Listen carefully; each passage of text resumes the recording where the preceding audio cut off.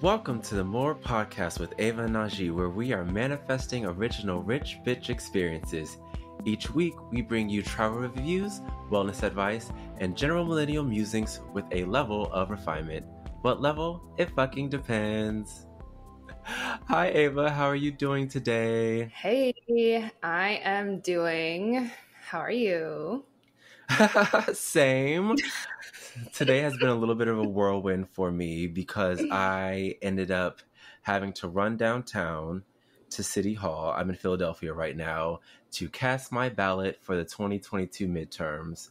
Wasn't expecting to do that today, but happy we got it done. Congratulations. Thank I will you. be voting tomorrow on election day, so that will be fun. What time are you doing it?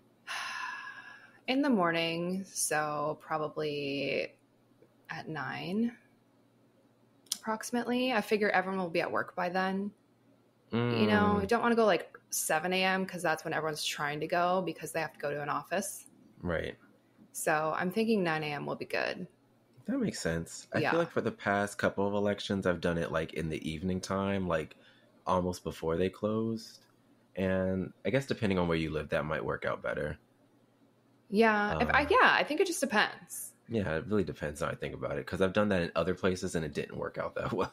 I feel like that's when all the news coverage starts. Like you'll see the reporters show up. They're like, the poll line is technically closed, but if you're in line, you can still vote. And then people are just like standing out in the dark. Oh yeah, daylight savings time definitely ended, so we're losing that extra hour too. So Yeah, a lot of stuff going on. Wow. there is. It feels like, I don't know. It feels like the end of the world is coming. What's the temperature in Philly? It's hot. Yes. Okay. Like it's hot. It's definitely giving mid to high 70s. See, this is a problem. I was talking with my friend Tiff this morning, who's in New York City, and she was also saying it was 70 degrees. I woke up in Minneapolis this morning. It's fucking 27 degrees. Wow. And so, this sweater is not for fashion. This sweater is for survival. But she had posted, she's like, we should probably start planning our end of the world outfits. And then I thought that was super funny. I mean, not funny, but funny. And it got me thinking, like, what would I wear as my end of the world outfit? Wow, that is a really, really great point. I have no clue. I feel like it's something I should start thinking about, though. I think you should start planning that. But in the meantime, I'll tell you what I'm going to wear. Okay, go. Since I've had 5 minutes to think about it. Okay. So I've decided, I think the end of the world outfit is basically the same question as like, if you choose to have your body buried, like, what are you going to wear in the casket?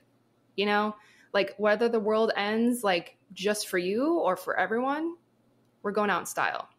Okay. So for me, if I'm attending an end of the world party, I'm going to wear multiple outfits, like layered on top of each other, because I can't choose just one. But what I'm going to do is I'm going to strip off one outfit to the next outfit every hour on the hour until the end of time. It's very creative. Right? Yeah, I love that. And then I figure by the end of the night, I'll end up naked, which is cool because, you know, we're born into this world naked and then we return naked. Like it feels like a full circle moment. That's so deep. Wow. Like I said, I had 5 minutes to think about it. So what's your end of the world outfit, Najee? Yeah, the only thing I can think of is Britney Spears. I'm just going to keep on dancing till the world ends and keep it moving. That's all I got. Yep, that's all I got. Keep on dancing till the world ends. It's going to be great. So yours is more of like, maybe you're bringing a boombox with you, like a boombox backpack. And you're just playing Britney. Yeah, that's a really great way to go out. There you go. She's iconic, so why not? Bury me in all my diamonds and Love crystals. it. Oh, crystals. Got to bring those with. Oh, definitely. Anyway, here we are this week. Another really fun topic. Ava, can you tell the people what we're talking about this week? Yeah, so this week we are going to be talking about boosting creativity. And I think this creativity is a funny thing for me because I feel like when I am in a creative mode, like I don't always recognize it in the moment. Like for me, creativity is something I recognize more when I feel like I'm like in a rut, when I'm like, damn, like I really need to like boost my creativity. So I thought, why not tap into that and document the things that serve us in being more creative. Yeah, totally. I feel like when we started talking about this particular topic, I was a little lost as well because I'm like, well, what exactly do I do to boost creativity? Because a lot of times this stuff comes pretty organically. Like, I don't think anyone is like in a rut and they start kind of pulling different things to boost their creativity cognitively. I think they kind of just do natural things that kind of come to mind to shift their thought process to something a little different to kind of give them a little bit of a jump start. So when I started actually Googling different ways to boost creativity, a couple of these things are things that I realized that I do pretty cognitively and naturally. And I'm kind of interested to see other things that can be employed. And one of the other things that can be employed, I will talk about because I thought this was a really kind of interesting tool to approach problem solving in a different way. And also think about certain things in different ways, in different lights, and attack problems in various angles. So definitely excited to get into it. All right. Well, I have a few modalities that I'll share. You have a few that you'll share. So should we just alternate kind of like we do with our faves lists? I love that idea. You want to start? Sure. Yay. I'm going to start out slow. Or I'm going to start out basic. So the basic bitch way that I really reserve or strengthen my creativity is actually through rest. And this is one of the ones that feels like really counterproductive in a sense, because I feel that, especially as, social media consultants, like creativity is required of me, like pretty much continually. And, like my natural inclination as a human is like to just like do more work or to like think harder or like try harder to be creative. And like that just doesn't work. So for me, I find that taking breaks to either a lot of the time it's like sleep. Like when I haven't had my 9 hours of sleep at night, like I cannot be creative. I can, check things off a list. I can be a little bit analytical, but like creativity for me when I'm tired is just a no-go. Right. So for me, rest comes in the form of sleep, obviously, which I love. But then also like waking time when I'm literally doing nothing, when I'm trying to be bored, and when I choose to sit down, not look at my phone, not look at my computer, not watch TV, not even listen to music, and just like intentionally try to be bored. That type of rest for me is something that I find usually when I'm doing that, I'll get like a creative pang. Oh, really? Yeah. And then you're like, wait, do I like go with the pang even though I'm still trying to do nothing? Or do I just write it down for later? What do you tend to do? Write it down for later. Oh, I love that. Yeah, love that. That's so interesting. I've definitely had my moments where I've been completely fried mentally, and I will definitely just kind of like sit down, take a break, and just do something that feels a little less mind intensive. Or I've actually had days and evenings where I'm just like, I'm completely fried. Maybe it's time to give up for the day and start fresh in the morning. Yeah. And I've definitely done that too. So I can definitely see how rest can kind of help jumpstart some of those creative juices. Yeah. The active or like the awake rest is the one that I think is really interesting to try, because it's like everyone sleeps, obviously. But I find it less common that like people will be like, okay, like I'm going to sit down and with the intention of doing absolutely nothing. It's always funny the different ways that you can kind of jumpstart your creative juices, jumpstart your thought processes. I know for me, one of mine is actually music. Okay. So I love listening to music when I work. Obviously, sometimes when I have to kind of think through a problem a little bit more like mentally, I kind of stop the music so I can really focus.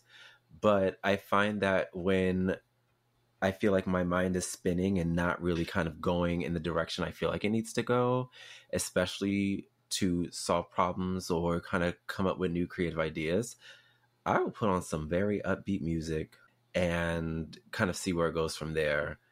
I think that really helps take the pressure off in a way. Mm. I think it really aids in that solo brainstorming process because it allows you just to put thoughts and put ideas on paper without overthinking, without judging, and you're doing it to the backdrop of your favorite playlist. Okay, so then my question for you is what kind of music, like you said upbeat, but like can you listen to music with words and not get distracted? Because I can't. The funny thing is, as of late, and probably for like the past year or two, my go-to music when it comes to the gym and also working tends to be J-pop or K-pop. J-pop or K-pop? Hey. Japanese or Korean pop music. Okay. It's very upbeat, it's very fun, and I can feel the music and the emotions, but I clearly don't speak Japanese or Korean.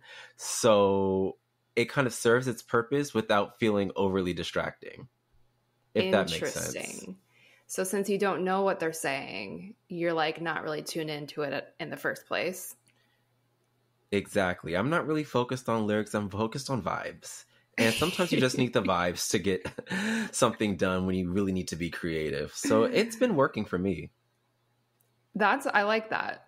Like nothing bothers me more than someone being like, put on classical music. It's like, I don't do classical music in any corner or cranny of my life. Like that is just not happening. But I do see like potentially why that's recommended because it does like, it becomes more of a backdrop versus like, the music that I would choose to listen to is very much like the forefront. Like I'm listening to music because I'm like in it. Like I want to be in the song. Right. You know what I mean? Mm-hmm. So. Totally understand. But like. K-pop is a better alternative to classical. I'm into it. I can't do classical because I need my mind to like work, not to sleep. I also really don't do like the aura background music either that you can find for hours and hours on YouTube. Because again, I need my mind to work. I need it to be active. I need it to be happy. I need it to be moving. And I don't need it to go to sleep. You need more BPMs. Yes, I can go to sleep on my own. I need some high vibrational stuff. You can literally, the sleep privilege is real. You can fall asleep anywhere. And I hate you for that. Yeah.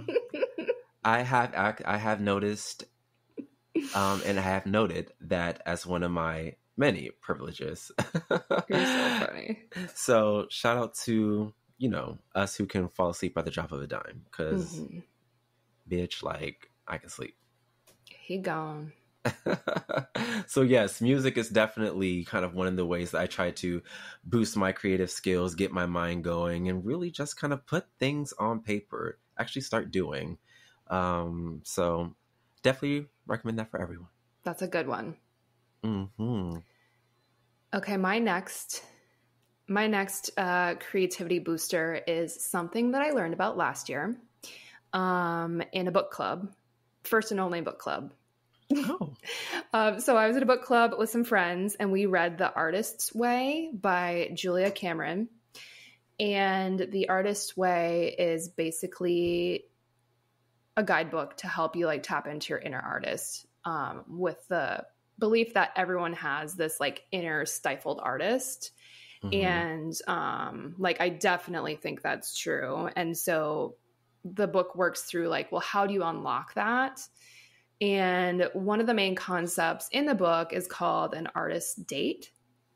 And so taking yourself on an artist date, which means once a week, you go on a solo date and you do something that helps you tap into your creativity. So examples of an artist date could be like going to a museum or seeing a play or going for a walk or going thrifting or baking or cooking, but it's doing some painting, like it's doing something that's inherently creative, but it's doing it by yourself because like the whole reason that you're doing it in the first place is because you need to take yourself out of your normal environments, like your normal life, and do something totally different to essentially like inspire yourself or like re-spark that inner artist.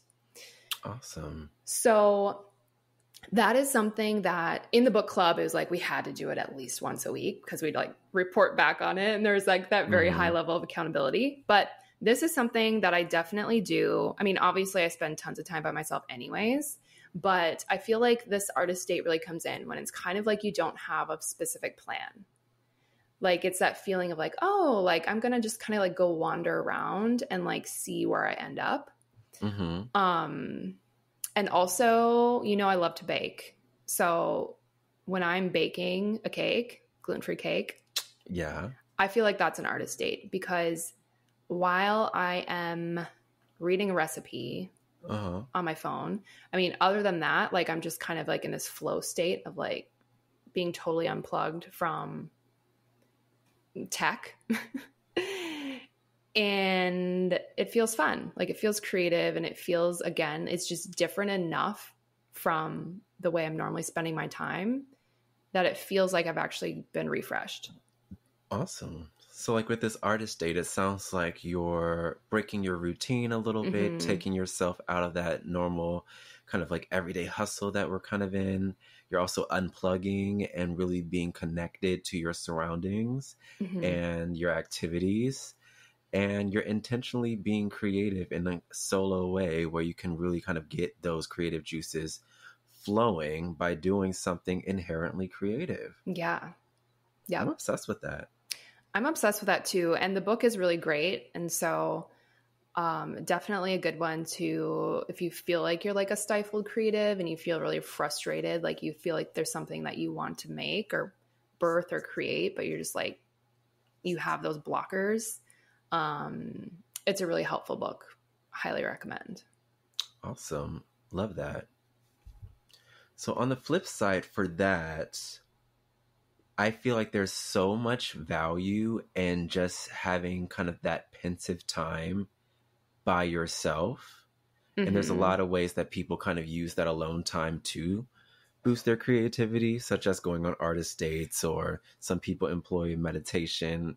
Some people go on walks, solo walks. But I do think that there is additional value in collaboration when it comes to trying to boost those creative juices. Because sometimes while we're working and trying to be creative and trying to kind of output some type of energy and efforts to kind of create, sometimes it can feel just very lonely. Yeah. Sometimes it can feel very, very lonely. So in another effort to kind of break out of that shell, a lot of times I like to kind of bounce ideas off of other people and bring them into my creative process and see what they might be able to add to that. Now, sometimes it's not helpful, but sometimes it is. You might be able to get some additional ideas on how to kind of make your particular creation pop a little bit more. Or sometimes you just might be able to kind of like think of a new idea because you have been able to take in the energy of another person, which is different than the energy of your own. And that might just get you going all over again. It's just that sometimes you're going. That energy level that you have kind of is starting to get low, but then you bring in the frequencies of another person to kind of help jumpstart that.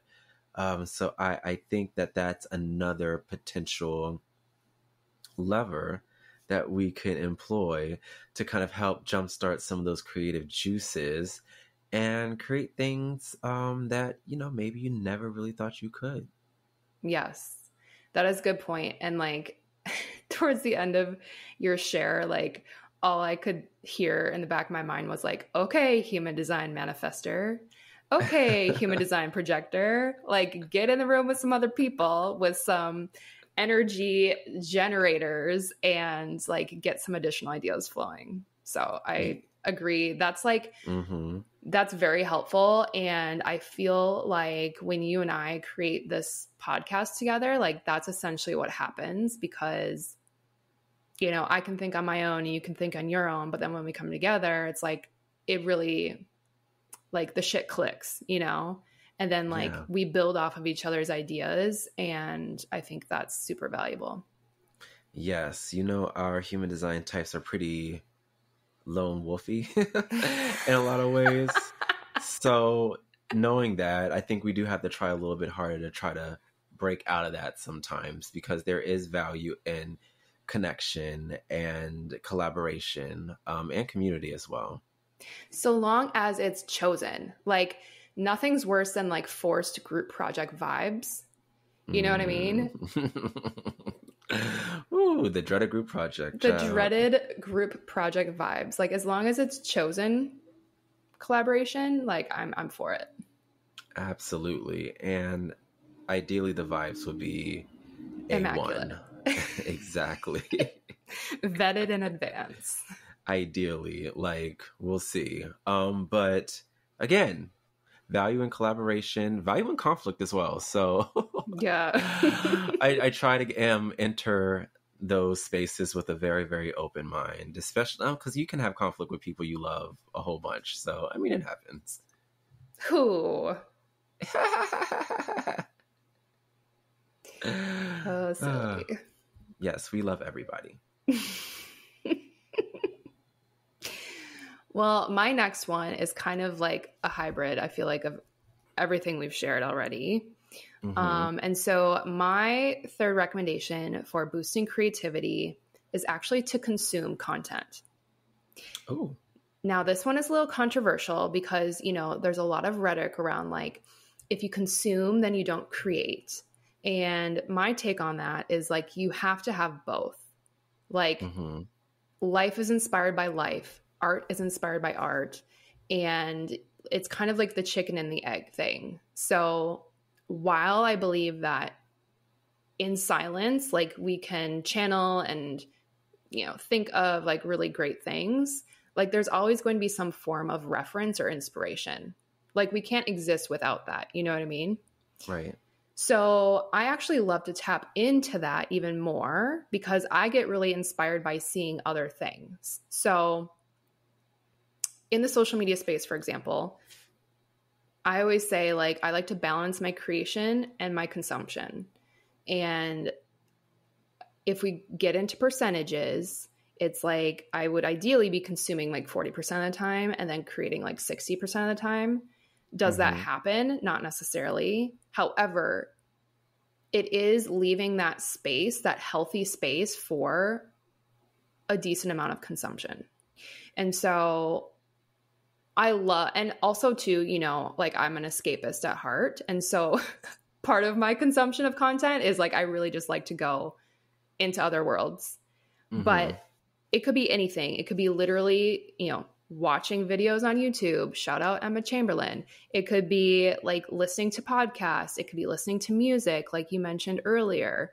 It could be like watching old films or like breaking down like I think one day I sent you like the show description for Schitt's Creek. And it's like, I love watching Schitt's Creek, but I also start thinking about like how they make it. And you know what I mean? Yeah. So I think you can draw a lot of inspiration from consuming content in the same way that you could also be like flipping through like a coffee table book and just like looking at photos or like getting an interior design idea from seeing another living room. You know what I mean? Like I love consuming things as a starting point or like a refinement point for my own creations. And so I think that can be really healthy. And I wanted to share that because I know it's like, it's a fine line. Like once you hit that tipping point where you're actually not making anything at all and you're just binging, it becomes counterproductive. Right. And that's where, you know, like self-discipline comes in, boundaries come in. But I think consuming content is a good thing. I can see that. I can see it being a little bit of a slippery slope too. So would you suggest that maybe it's intentional content consumption? Intentional consumption, yeah, for sure. Okay. Totally. Totally. That makes sense. Because I can totally see me getting very inspired by watching like videos of Quinta Brunson and her writing process for Abbott Elementary, as she kind of speaks about in different interviews. So if I'm on YouTube and kind of looking up some of those interviews and how she writes some of the jokes and how she came to be with this idea of Abbott Elementary and maybe some of the struggles she had with actually getting greenlit on a network, I think that kind of stuff is super inspiring. Or maybe going through your favorite artists and kind of them talking about their songwriting process. I think that can definitely be super inspiring. And it just really depends on kind of like what you're trying to do and what really inspires you. Those are just a couple of examples of things that inspire me, but I think that kind of content consumption would definitely be helpful. I can just see me scrolling on Instagram. Some of the stuff is definitely helpful, but it's so easy to slip down that slope and literally like roll down the damn hill. Yeah. And it turns into a runaway train. So that intentional piece is actually really, really kind of important for people like me. It's true. Can kind of get crazy with it. It's true. And like the rabbit hole is like unavoidable at times. Everyone goes down it. You know what I mean? But if you can rein it in, you know, and consume in a way where it is intentional, I think there's so much benefit. And like, to your point, that's exactly what I love. You're like, oh, you know, I like a writer, I like a show, and then I like start listening to their interviews because I like to hear about their process. Like, that's exactly it. It's like, I love to understand like how something came to be, like how it was made, you know, like how I can kind of translate that to the projects that I'm working on. And I think there's a lot that we can learn from, you know, other people's journeys and processes. But yeah, the rabbit hole is very real, and everyone goes down the rabbit hole. Yeah. Ideally, it'd be like a good rabbit hole. Right. Ideally. Fingers crossed. Are there bad? Yeah, I guess there are bad ones. I was like, is there a bad rabbit hole? Yes, oh, gosh. There is. Like I said, scrolling through my socials sometimes, I'm like, okay, it's time to stop. But going through all those videos on YouTube and seeing actors on how they like entered their favorite roles and things like that, I think that's kind of interesting. Yeah.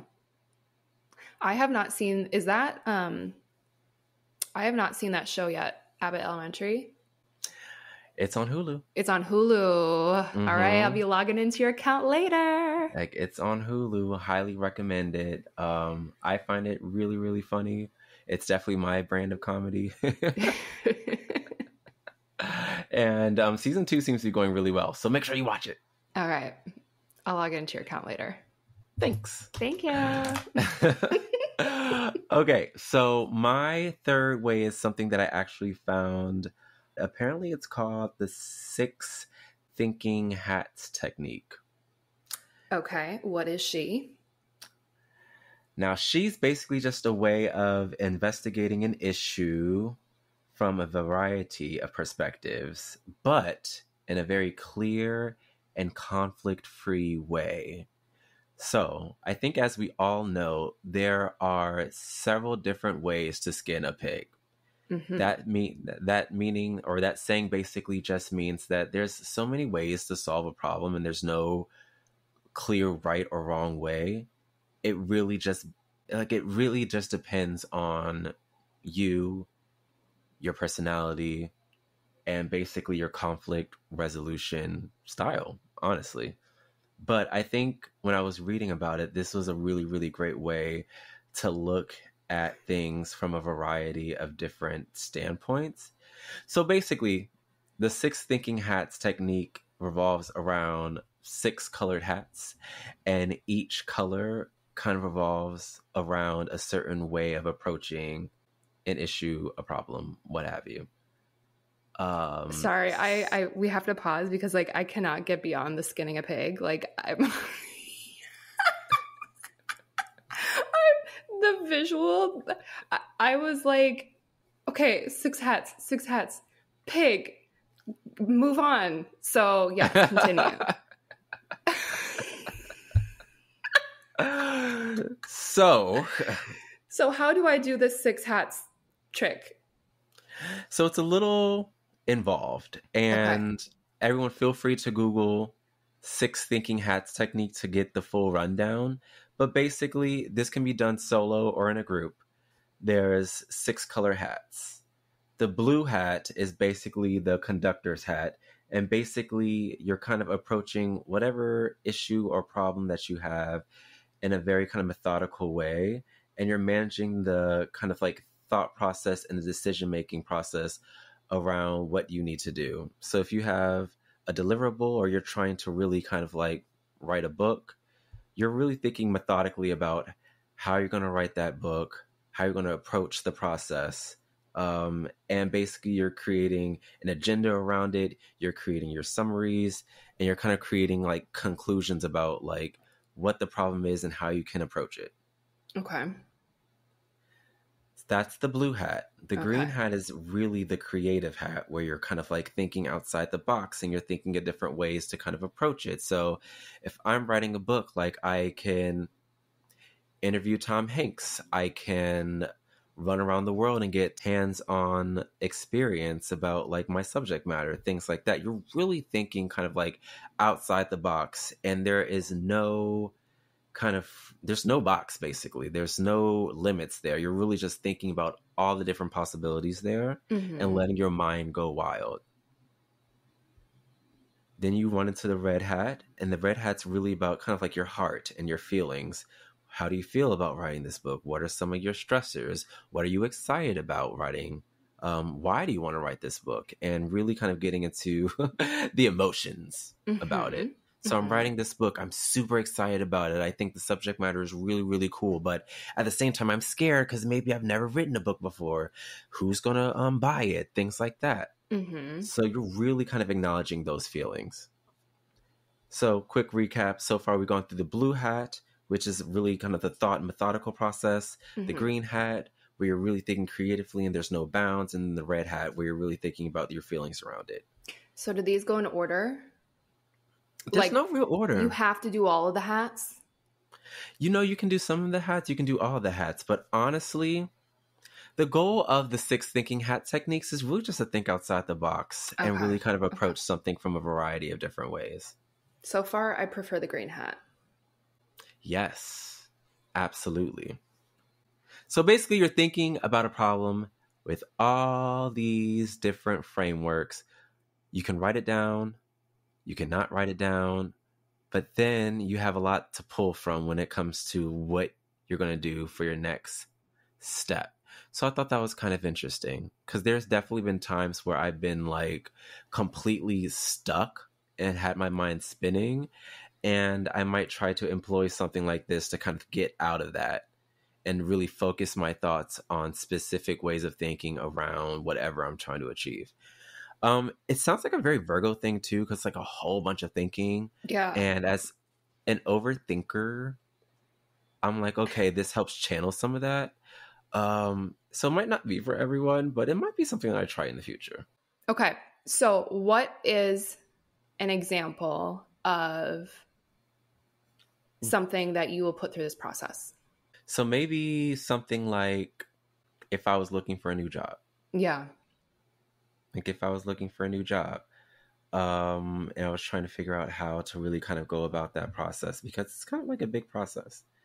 And maybe I've had a couple of interviews and I'm feeling down and I'm trying to figure out like, okay, well, what are some of the levers I can do to kind of jumpstart this? And I wanted to go through some of the hats. If I were to go through the blue hat, which is really kind of methodical and thinking, I'm like, okay, well, what are some of my next steps as far as options? I can redo my resume. I can reach out to a hiring, job seeking professional. I could try to get some new certifications, things like that. Like that's me thinking hard, pen to paper, like what are some of my options? Right.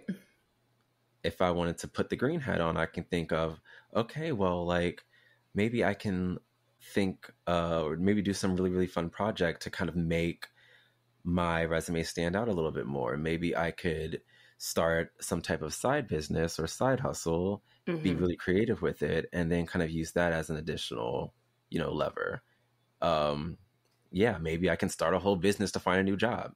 Does it really make sense? Not necessarily, but that's me thinking outside the box, whatever. If I was going to use the white hat and really write down the facts would be, I don't hate my job, but the facts would be, I hate my job or I'm ready for a change. And these are some of the reasons why.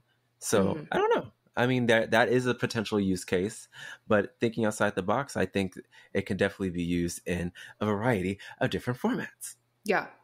Okay. So then overall, doing all of that ultimately boosts your creativity because you've gone through many different angles of viewing your life situation. Exactly. You've gone through a very intense exercise of how to think outside the box. Whew.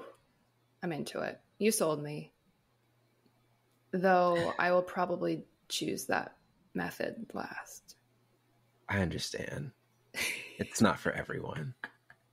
Not for everyone. I do like, I think something that comes to mind for me too is like the simplest form of that is kind of like head and heart, which is something that I was inspired or encouraged to do this week in a tarot reading. Was like, I'm supposed to approach November looking at everything from both like a head perspective and a heart perspective. So that was something that kind of resonated too when you're just talking about like the red versus the white hats, right? Yes. Yeah. Totes. Cool. Obsessed. So overall, there are many ways that we can boost creativity. Some simpler than others, sleep versus the 6 hats. I think I'm going to go with sleep.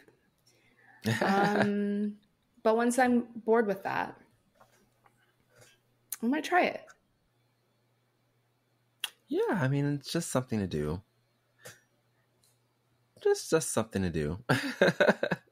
So good. All right. So do you think we're ready to move into this week's edition of Love It or Leave It? I think we are. I think we've done our fulfillment of the tips on boosting creativity. Could not be topped. So let's move into Love It or Leave It. All right. Ava, what are you loving and leaving this week? Speaking of consumption, some music that I am absolutely loving and completely obsessed with this week is Fred Again. His new album, Actual Life 3, came out like last week. And it's got me like really in my feels. It's got me back in like the house music, electronic bag. It's got me back in like feeling things. And I absolutely love it. Have you heard of him? I have not. What's his name? Fred Again. He's a London boy. I love Londoners. Yeah. He's really good. Check out Actual Life. So basically he's a producer and he used to produce for a bunch of other artists, but then he started making his own music. But what he does, which is really cool, again, and it's like one of these things that inspires me, is he actually records like conversations with friends or like interviews with strangers, like, and he makes music out of like little snippets of things that people say. Yes, I've seen that technique employed a couple times in the house and dance space. That's awesome. Yeah, and so like his like whole album, for example, it's like a bunch of people's first names. So every song is inspired by somebody or like something they said. And he calls them Actual Life because it's like, rather than like making something up, like he's literally pulling inspiration from things that happen in his life. And I think it's just a really cool, like very relevant, very 2022 way to approach music production, and I just really love it. And he did, since he just released that third album, he did a interview with Zane Lowe on Apple Music. And I love Zane Lowe. He like, I feel like he actually talks to people like people, you know, versus like some weird like transaction. Right. But he actually mixes a song in the interview live, and it's really cool. Again, it feeds back to everything we were saying. It's like you see his process in real time, and it's really fucking cool. I love that. I think that's so invaluable. I think it's priceless, knowing or being able to see an artist's process or get some insight as to what their inspiration was behind a song or an album or a piece of work. I'm just like being able to kind of like see inside that process just feels like you're in another world. I know. So I'm loving that this week. It's been on repeat. Highly recommend you check it out. Fred again. Check him out. Hey, Fred. Hey. Hey, Fred. What am I leaving though? So this is a time of year where I feel like there's a lot of like annoying little technical things to do. One of the biggest ones being the annual enrollment period for health insurance. Oh yeah. Like it's unfun. Absolutely unfun, and even more unfun as a business owner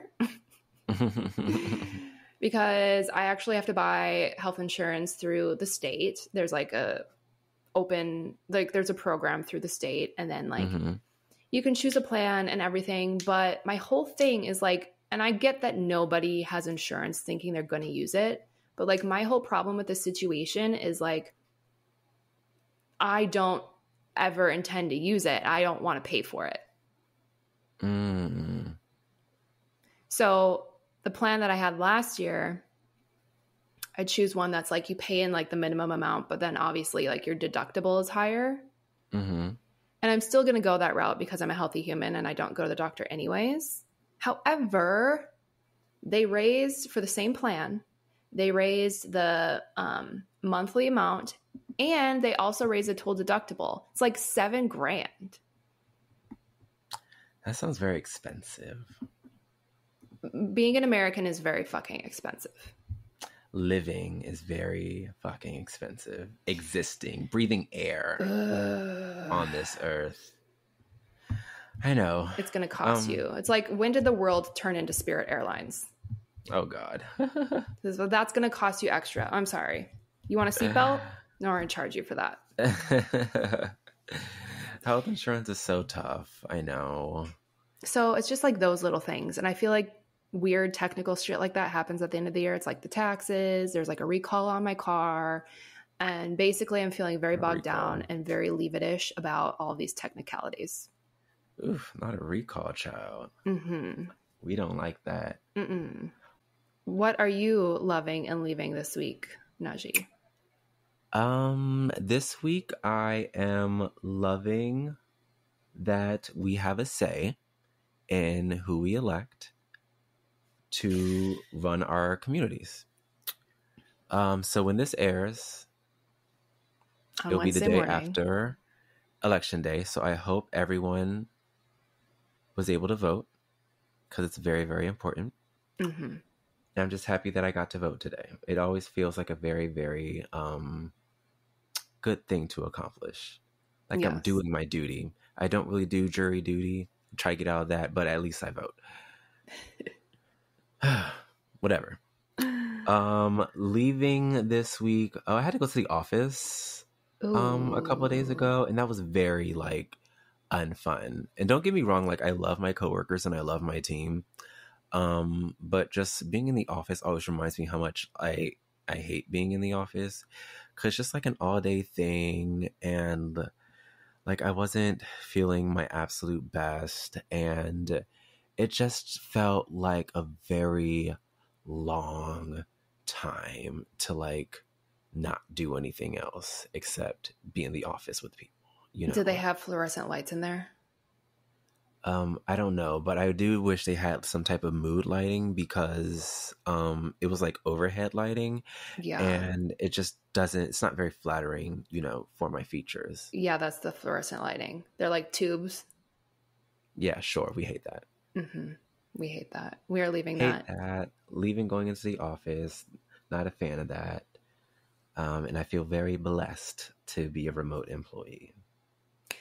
It's crazy to think that like that was the norm. It is actually. And I just feel like I don't understand the purpose of making people go into the office if they're better functioning team members when they're remote. So I don't know. I don't really want to get into it, but yeah, leaving office is. Okay. Well, yes. So we're loving voting and we're leaving going into the office. Also Totes. loving Fred again and leaving healthcare premiums and car recalls. I cannot believe your car got recalled. That's so weird. This is like the second time, but again, like you just said, we won't get into it. Won't get into it at all. Like, totally leaving it. Whatever. Bye. Bye. Like, bye. Oh, well, thanks for listening. If you enjoyed today's episode, rate and review us wherever you listen to your favorite podcasts and tune in every Wednesday to hear the things that make us more us and discover a thing or two to make you more you. Bye. Bye.